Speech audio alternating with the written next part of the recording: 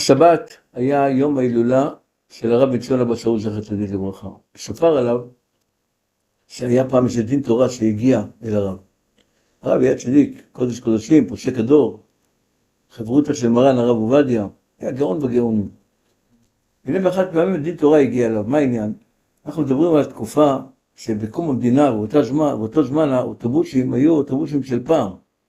אוטובוסים של פעם, כדי לפתוח את הדלת של האוטובוס, הנהג היה צריך לקום מהמקום ולמשוך את הדלת, לפתוח אותה ולסגור אותה לאחר. הכל היה ידני, ממש כך.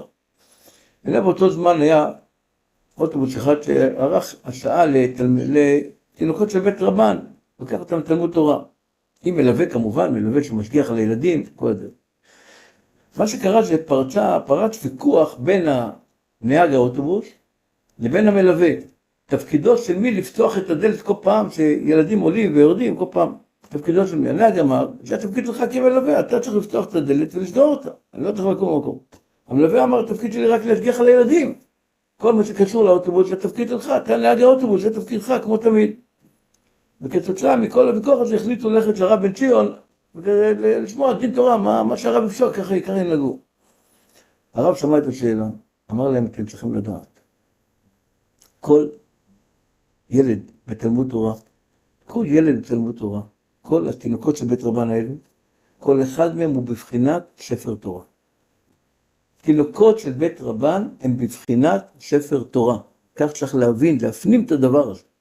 זה לא משנה אם הוא בתוך הבית כעת, והאמא מטפלת בו, או שהוא בגן, או שהוא בכיתה ד' ובתלמוד תורה, הם בבחינת, כל התינוקות של בית רבן, הילדים האלו בבחינת ספר תורה. והנה מה שקרה. ספר תורה אנחנו יודעים, מניחים אותם איפה, מה מקומם של ספר תורה, היכן מניחים ספר תורה? בארון קודש, דברים ידועים, יפה. עכשיו אתה יכול לראות בשבתות, שיש מכירת מצוות, שאנשים ממש משלמים כסף רב, במטרה לפתוח את ההיכל, פתיחת ההיכל, מבינים שיש מעלה נפלאה, כך כתוב גם, לפתוח את ההיכל, לפתוח את דלתות ארון הקודש, שהיה מעלה בפני עצמה, יש בזה סגולות ועניינים.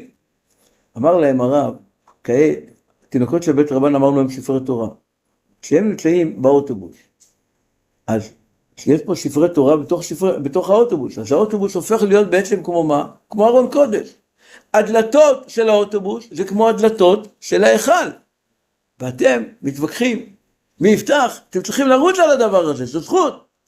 אז עכשיו הם צריכים להתווכח, למי תהיה הזכות לפתוח את הדלתות. פה רק לומדים יסוד גדול, כמה אנחנו צריכים להיזהר, במיוחד בימים הללו, בכל הנוגע לתינוקות של בית רבן, לילדים הקטנים בתוך הבית, לגלות הרבה יותר סובלנות, רוגע, להבין שיש לנו פה נשמות קדושות וטהורות, אולי כעת הוא מתפרע, אולי כעת הוא קופץ, אולי כעת הוא זה, כל מיני דברים. אבל להאמין ולהפנים שמדובר פה בספרי תורה, זה תינוקות של בית רבן שעליהם עומד העולם, כך או כך, לא משנה מה ההתנהגות שלו, העולם עומד עליהם, זה דברים פשוטים וידועים. והמשימה שלנו זה לתת את הדעת על כך, ולהיזהר בכבודם, ולהיזהר בחינוכם, והשם יזכנו שנזכה בעזרת השם במהרה גם כן. אנחנו הרי בימי בין המצרים, ומצפים ומייחלים לבניין בית המקדש במהרה בימינו, אמן כן.